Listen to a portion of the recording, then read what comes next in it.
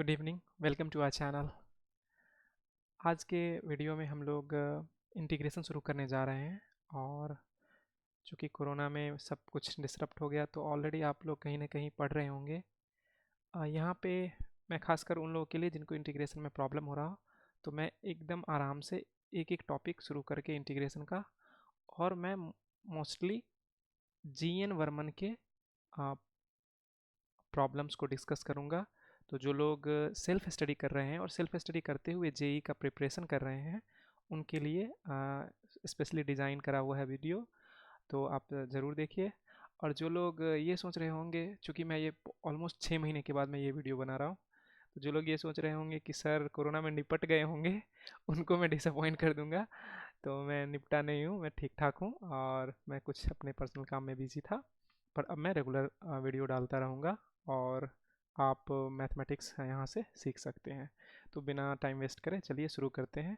Indefinite integration, और आज का हमारा टॉपिक होगा इंडेफिनिट में integration as a inverse process of differentiation. तो सबसे पहले अगर कोई बोले इंडेफिनिट इंटीग्रेशन, तो इसका मतलब क्या होता है? तो इंडेफिनिट इंटीग्रेशन जब जैसे ही हमारे दिमाग कान में इसका सुनाई दे, तो हम क्या सोचेंगे? जैसा वर्ड सजेस्ट कर रहा है, इनडेफिनिट, जो चीज़ डेफिनेट नहीं हो। यानी कि हम जो इंटीग्रेशन कर रहे हैं, अगर हम एफ एक्स का इंटीग्रेशन करें और इससे अगर हम कोई नया फंक्शन बना और प्लस हम कांस्टेंट कुछ ऐड करते हैं, तो ये कांस्टेंट जो है, बेसिकली हम जब इंटीग्रेट करते हैं तो हम एरिया कैलकुलेट करते हैं। और वो कैसे करते हैं, इसका ज्योमेट्रिक इंटरप्रिटेशन हम आगे में हम डिस्कस करेंगे। अभी चूंकि स्टार्ट कर रहे हैं तो थोड़ा धीरे धीरे करके स्टार्ट करें, तो आज ज़्यादा इन डेप्थ में नहीं जाना है। तो बेसिकली हम जब एरिया कैलकुलेट करते हैं तो अप्रॉक्सीमेशन करते हैं। तो इसी कारण से हम जो है उसमें एक कांस्टेंट ऐड कर देते हैं, जो भी हमारा इंटीग्रेशन जो वैल्यू आता है वो। तो इसीलिए इसको इंडेफिनिट कहते हैं। इसको दूसरे तरीके से ये भी ऐसे भी समझा जा सकता है कि इसमें जो इंटीग्रेशन का जो वैल्यू आता है वो यूनिक नहीं होता है। तो हम देखेंगे कि अलग अलग फंक्शन का इंटीग्रेशन जो है सिमिलर आ जाएगा। तो उस चीज़ को हम जब प्रॉब्लम डिस्कस करेंगे या प्रॉब्लम करेंगे तो आपको और ज़्यादा क्लियर हो जाएगा। बस अभी के लिए दिमाग में ये रखना है कि हम अप्रॉक्सीमेशन करते हैं। एरिया इंटीग्रेशन से बेसिकली एरिया कैलकुलेट करते हैं, और उस एरिया कैलकुलेशन में हम अप्रॉक्सीमेशन करते हैं, और इसीलिए हम एक कांस्टेंट ऐड करते हैं इनडेफिनिट इंटीग्रेशन में। वही डेफिनेट इंटीग्रेशन में क्या होता है कि हमको एक लिमिट दिया होता है, एक रेंज दिया होता है कि इस पॉइंट से इस पॉइंट के बीच में हमको इंटीग्रेट करना है। तो उस केस में इंटीग्रेटिंग कांस्टेंट नहीं आता है, हमको कुछ फाइनाइट वैल्यू आ जाता है उसके कोरस्पोंडिंग। ठीक है।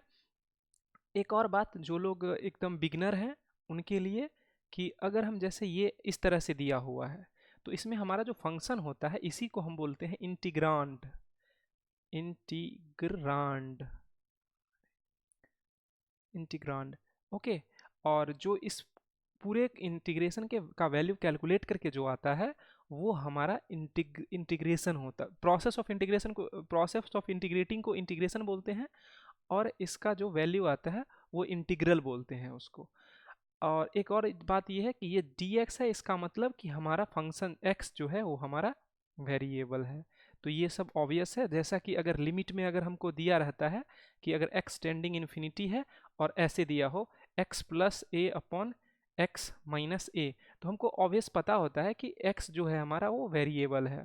तो हम इस ये सब जो है आपको कॉमन सेंस, यहाँ पे एक्स यहाँ पे ये वेरिएबल हो गया। इंटीग्रल में जिस तरह से ये है, डेरिवेटिव जब हम लोग निकालते हैं तो वहाँ पे भी हमारा जो डेरिवेटिव के साथ जो टर्म आता है वो हमारा वेरिएबल होता है। उसके अलावा दूसरा टर्म जो है वो या तो कांस्टेंट होगा, या अगर मल्टी वेरिएबल कैलकुलस होगा उस केस में वो वेरिएबल हो सकता है। तो हम लोग चूँकि जेई में मल्टी वेरिएबल कैलकुलस नहीं है, तो हम लोग इस तरीके से हमको पता चल जाएगा कि ये टर्म जो है वो वेरिएबल है, यहाँ ये वेरिएबल है, यहाँ पे ये वेरिएबल है।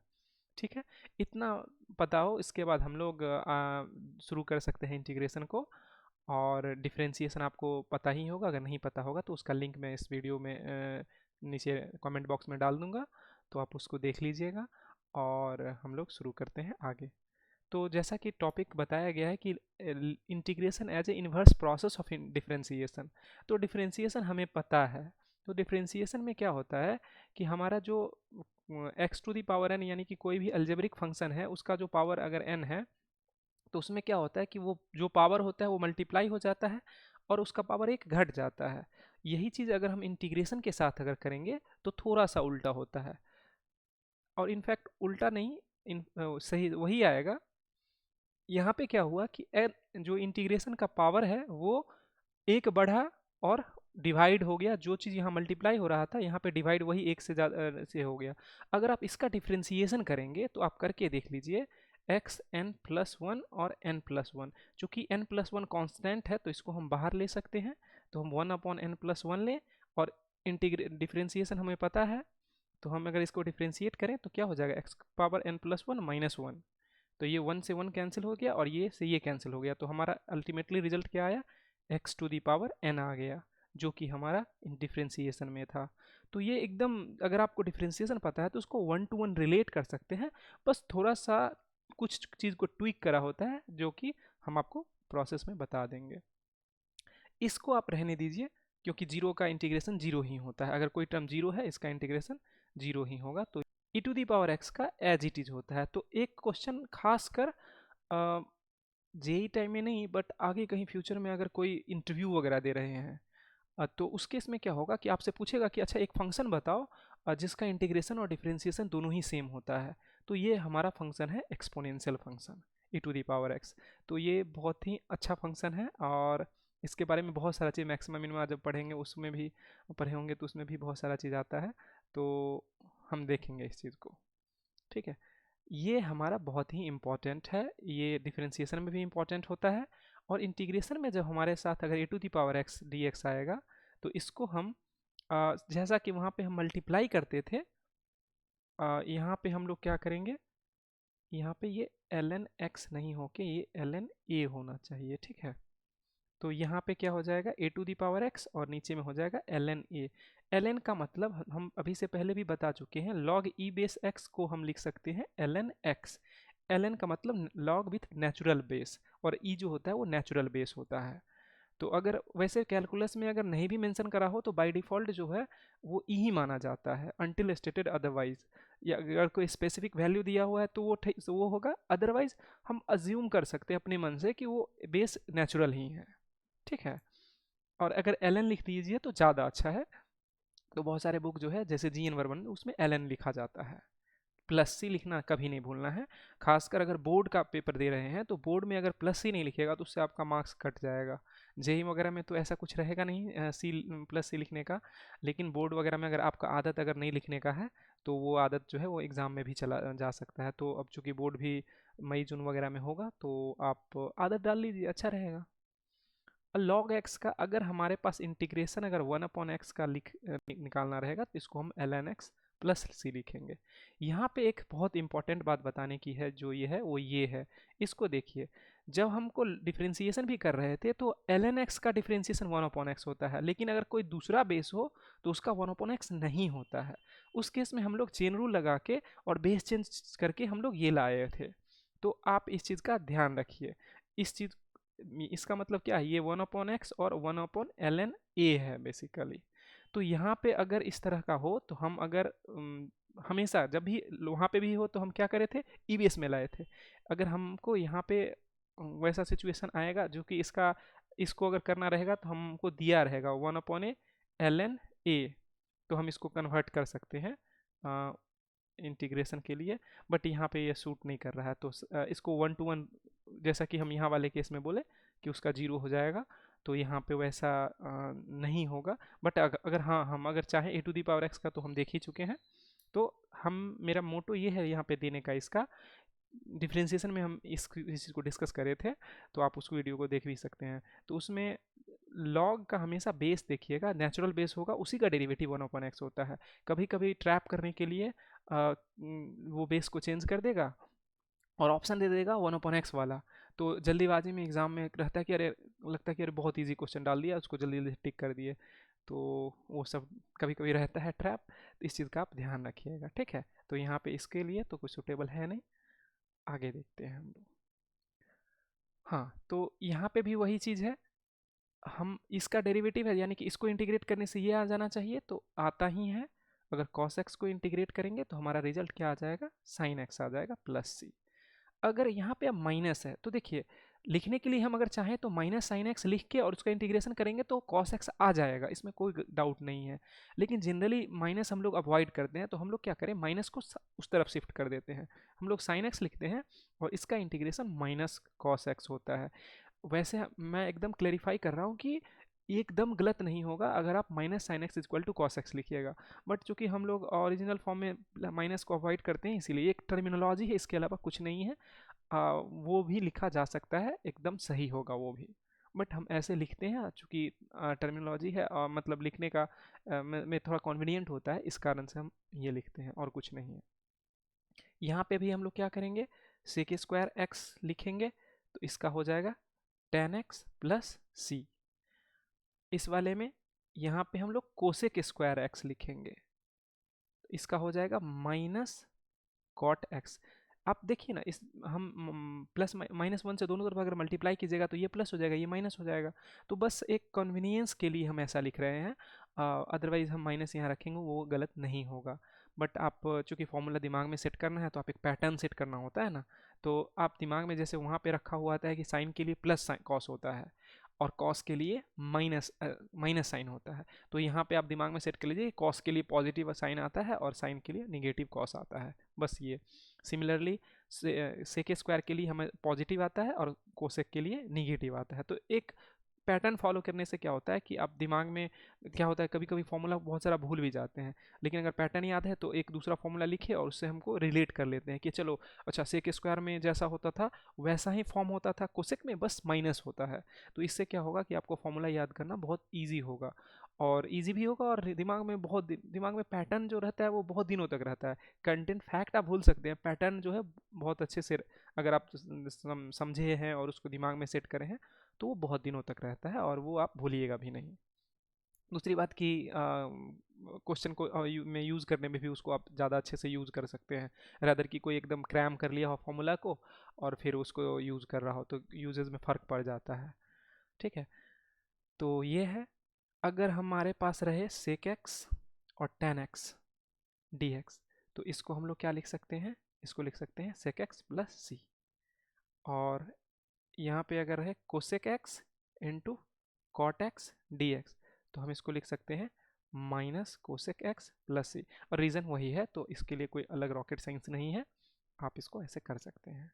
ठीक है, अब देखिए अगेन इस वाले में ये एकदम स्टैंडर्ड फॉर्म ही होता है।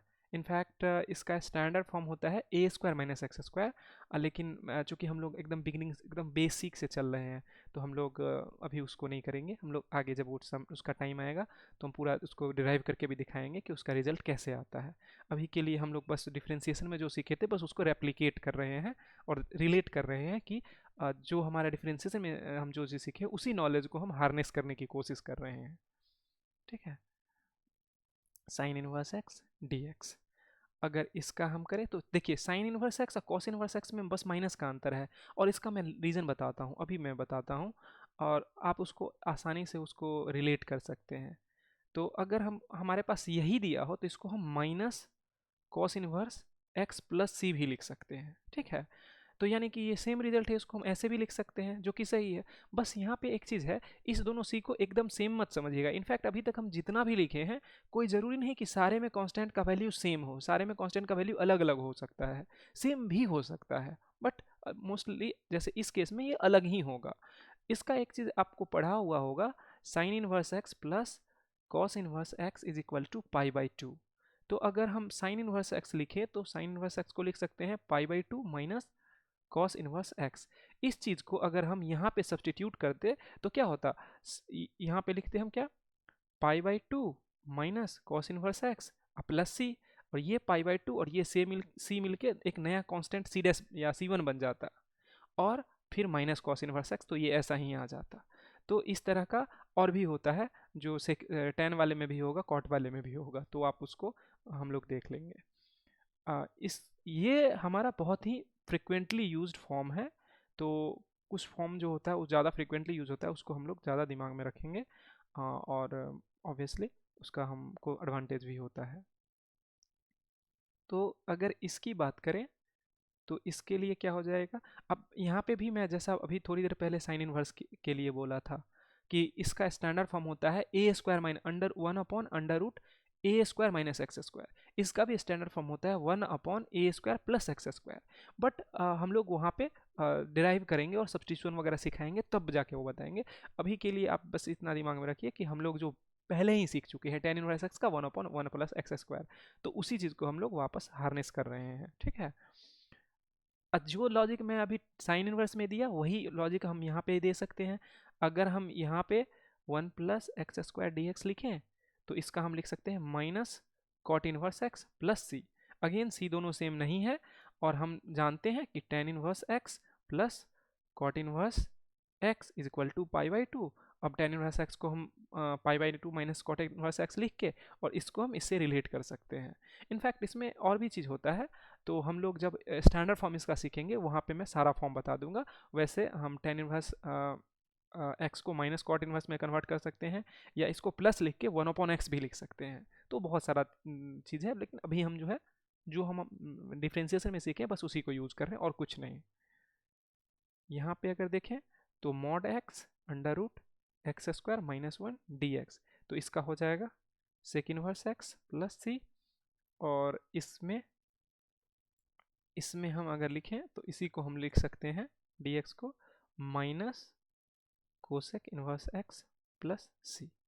तो ये इस तरह का हाइपरबोलिक फंक्शन वगैरह का भी होता है, लेकिन हाइपरबोलिक फंक्शन वैसे एग्जाम वगैरह में भी बहुत कम आता है। तो हम अगर इतना पैटर्न अगर हो गया तो हम लोग इसको यूज़ करके सीख सकते हैं। तो हम आपको कुछ एग्जांपल बताते हैं सिर्फ एल्जेब्रिक फंक्शन का, और उससे आपको आइडिया मिलेगा कि किस किस तरह से क्वेश्चन अलग अलग तरीके से पूछ सकता है। और ये एकदम बेसिक है। हम लोग फिर चूँकि अभी थ्योरी डिस्कस कर रहे हैं तो इसमें कुछ ही एग्जांपल डिस्कस करते हैं। थ्योरी के बाद जब प्रॉब्लम सेशन करेंगे तो उसमें जी एन बर्मन का हम प्रॉब्लम डिस्कस करेंगे। जी एन बर्मन में ऑलमोस्ट 500 प्लस प्रॉब्लम है इनडिफिनिट इंटीग्रेशन में। 500 में ऑलमोस्ट मतलब 300 तो अच्छा क्वेश्चन है, एनसीईआरटी से ऊपर लेवल का है। तो हम ऑब्वियसली कोशिश करेंगे 200 से प्लस क्वेश्चन डिस्कस करने का। शुरू में कुछ बहुत आसान क्वेश्चन भी, और उसके बाद जो रिलेटिवली अच्छा क्वेश्चन है उसको डिस्कस करेंगे। तो हम लोग कुछ क्वेश्चन जो है अभी देख लेते हैं, जो कि हमारे जी एन बर्मन में भी दिया हुआ है। तो एकदम बेसिक सा क्वेश्चन देखिए ये। और एक उससे पहले एक चीज़ और मैं बता देता हूँ जो कि डिफ्रेंसिएशन में बताया जा चुका है।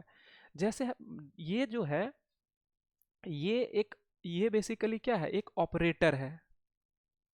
अब ऑपरेटर सुन के अगर डर लग रहा है तो मैं बता दूं कि जो हमारा एडिशन है वो भी एक ऑपरेटर है, सब्ट्रैक्शन है ये भी ऑपरेटर है। तो इसका मतलब कि किसी दो गिवन हमारे कोई फंक्शन हो या कोई टर्म हो, उसके बीच में अगर ऑपरेशन हो रहा है तो वो बेसिकली ये ऑपरेटर जो है, ये ऑपरेटर उसको एग्जीक्यूट कर रहा है। तो अगर हमें एडिशन करना होता है तो हम क्या करते हैं कि 2+3, तो हम 2 और 3 में को ऐड करते हैं। तो ये ऑपरेटर का काम। उसी तरह से डिफरेंशिएशन जब होता था तो हम एक फंक्शन हमारे पास होता है और हम उसको डिफरेंशिएट करते हैं। सिमिलरली हमारा ये जो है ये भी एक ऑपरेटर, ये इंटीग्रल का जो सिंबल है ये एक ऑपरेटर है और ये इंटीग्रेट करता है। तो ये ऑपरेटर जो होता है वो लीनियर होता है। लीनियर कहने का मतलब हुआ कि जैसे अगर हमारे पास एक फंक्शन है एफ एक्स और दूसरा फंक्शन अगर है मान लीजिए जी एक्स, तो हम लोग डिफरेंशिएशन में कैसे करते थे कि तो हमारे पास फंक्शन जब होता था तो हम डिफ्रेंसिएशन जब करते थे तो हम लोग इसको क्या करते थे, उसको ओपन करके और इंडिविजुअली फिर कर लेते थे। तो इसको हम ओपन करके ऐसे लिख सकते थे ए एफ एक्स और डी एक्स और plus d of d x b g x. Similarly हम इंटीग्रेशन में भी ऐसा कर सकते हैं। एक और चीज़ कि अगर वहाँ पे जैसे सी एफ एक्स था और डी डिफ्रेंसिएशन हम कर रहे थे तो हम कांस्टेंट को बाहर निकाल के और इसको हम डिफ्रेंशिएट कर लेते थे। सेम चीज़ इंटीग्रेशन में भी होता है। तो इंटीग्रेशन में भी अगर हमारे पास अगर कोई कांस्टेंट अगर कोई फंक्शन में मल्टीप्लाइड है और अगर इसको इंटीग्रेट कर रहे हैं तो हम कांस्टेंट को सिंपली बाहर निकाल सकते हैं।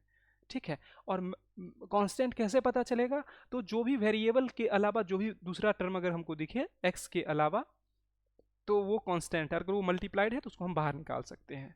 तो एक चीज़ ये हो गया।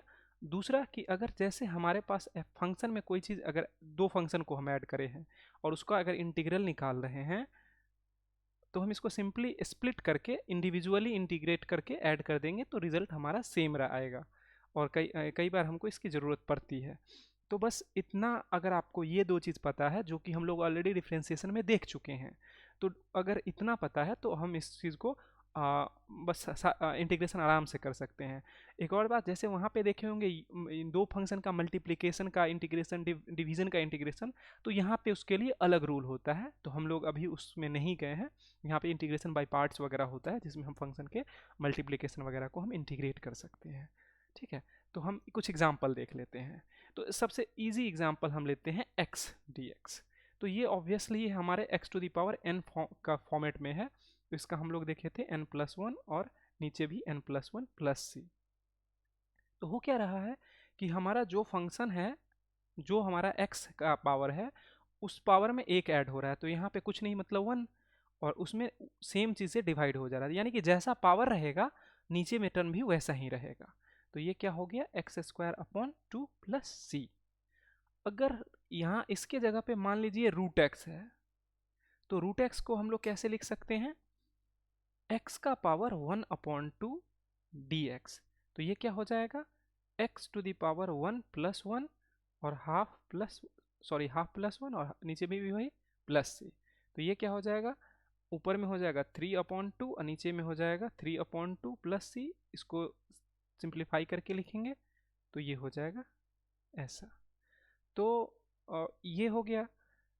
सिमिलरली अगर हम कुछ एग्जांपल देखें, जैसे अगर निगेटिव पावर है तो उसमें भी हमको डरना नहीं है। जैसे कि अगर मान लेते हैं नीचे में पावर x² है dx, तो इसको हम लोग क्या लिखेंगे, फिर से पावर के फॉर्म में लिख देंगे।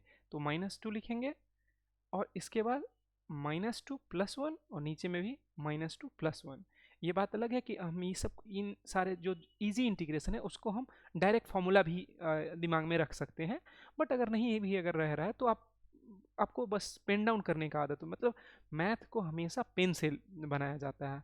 दिमाग में सोच सकते हैं बट बहुत सारा चीज़ होता है जो आप विजुअलाइज नहीं हो पाएगा, तो आप पेन चलाने का आदत डालिए। जब आप प्रैक्टिस करने लगेगा तो हो सकता है, जब अच्छा प्रैक्टिस हो जाएगा तो बहुत सारा चीज़ जो है वो दिमाग में हो जाता है। तो वो है, बट स्टार्टिंग में करना ही पड़ेगा। तो एकदम डरना नहीं है, और आप कीजिएगा तो अच्छा से हो जाएगा एकदम। नीचे में -1 प्लस सी, तो क्या हो जाएगा, -1/x प्लस सी। ये हमारा इंटीग्रेशन हो गया। अब एक चीज़ और देखते हैं हम, अगर हमारे पास जैसे इंटीग्रेशन अगर ऐसा दिया हो ax² प्लस bx प्लस सी, अगर इसका इंटीग्रेशन हो तो हम यहाँ पे अभी जो बताए थे कि कांस्टेंट को हम बाहर निकाल लेते हैं, और दूसरा कि अगर हम इंटीग्रेशन को हम स्प्लिट कर सकते हैं। तो देखिए, इसको हम लिख सकते हैं integration ax² dx plus integration bx dx plus integration c dx। अब देखिए, इसमें a हमारा कांस्टेंट है क्योंकि डेरिवेटिव वेरिएबल जो है वो x है, तो x का जो फंक्शन होगा वो सब हमारा रिटेन उसको रखना है, और जो उसके अलावा जो कांस्टेंट टर्म होगा उसको हम बाहर निकाल सकते हैं।